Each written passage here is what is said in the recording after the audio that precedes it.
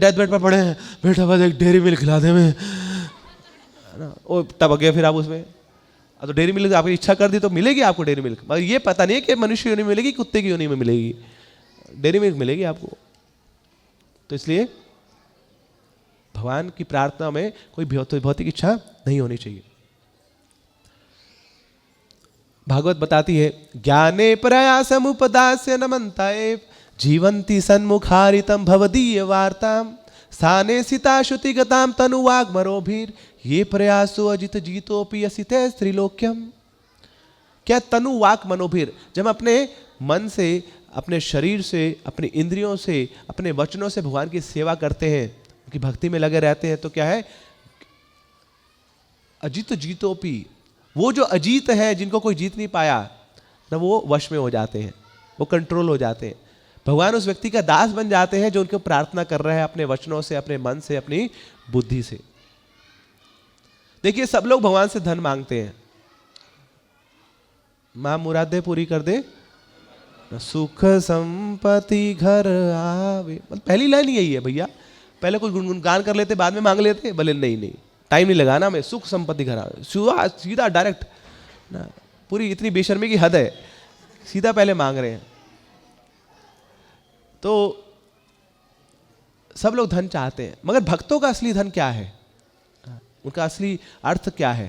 तो भागवत बताती है, मेरे पीछे आप बोलिए, न नाक पृष्ठम न च पारमेष्ठ्यम न सार्वभौमम न रसाधिपत्यम न योग सिद्धि पुनर्भवम वा समंजस्वत्वा विरहय कांक्षे। तो बता रहे हैं कि ना तो मुझे ध्रुवलोक चाहिए, ना मुझे ब्रह्मलोक चाहिए, ना मुझे ऊपर का कोई लोक चाहिए, ना मुझे नीचे का कोई लोक चाहिए, ना ही मुझे मुक्ति चाहिए, फिर क्या चाहिए तुम्हें ना? तो ना तो मुझे योग सिद्धियां चाहिए, ना मुक्ति चाहिए, क्या चाहिए? एक ही कामना है मेरी।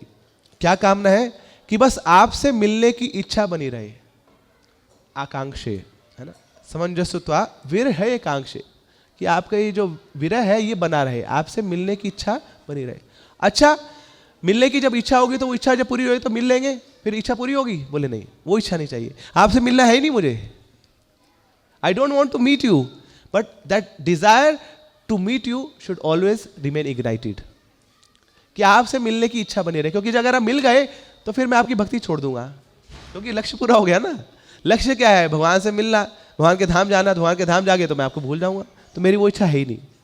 ये भगवान के भक्तों का हृदय इच्छा है कि क्या बना रहे? आपसे मिलने की इच्छा बनी रहे।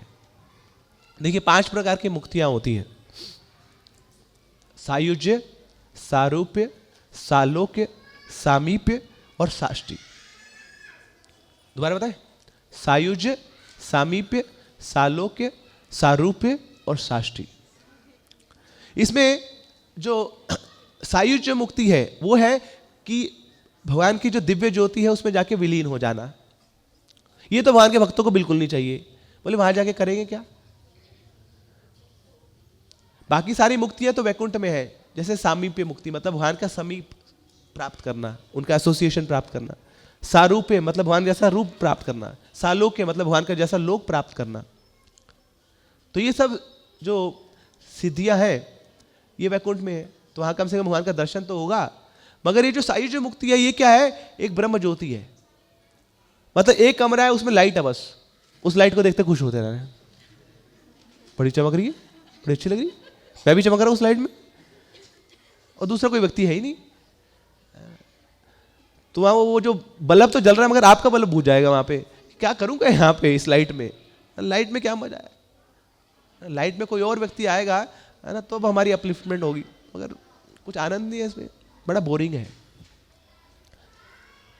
मंदिर में भी मिलती है आपको ये सिद्धियां। जैसे आप ड्रामा करेंगे तो ड्रामा करेंगे क्या होगा? सारूप्य मुक्ति मिल जाएगी आपको।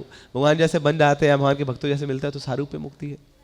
आप पुजारी बन जाएंगे तो सामीप्य मुक्ति है, सामी बिल्कुल सामने है, ठाकुर जी के बिल्कुल समीप है, आप क्लोज है।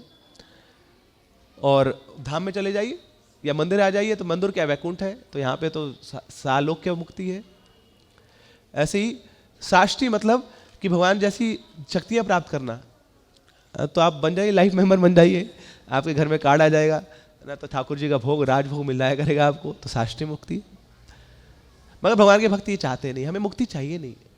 क्या बना रहे? आपसे मिलने की इच्छा बनी रहे, वो हमें चाहिए। तो इस प्रकार ये हमारी मांग होनी चाहिए भगवान से।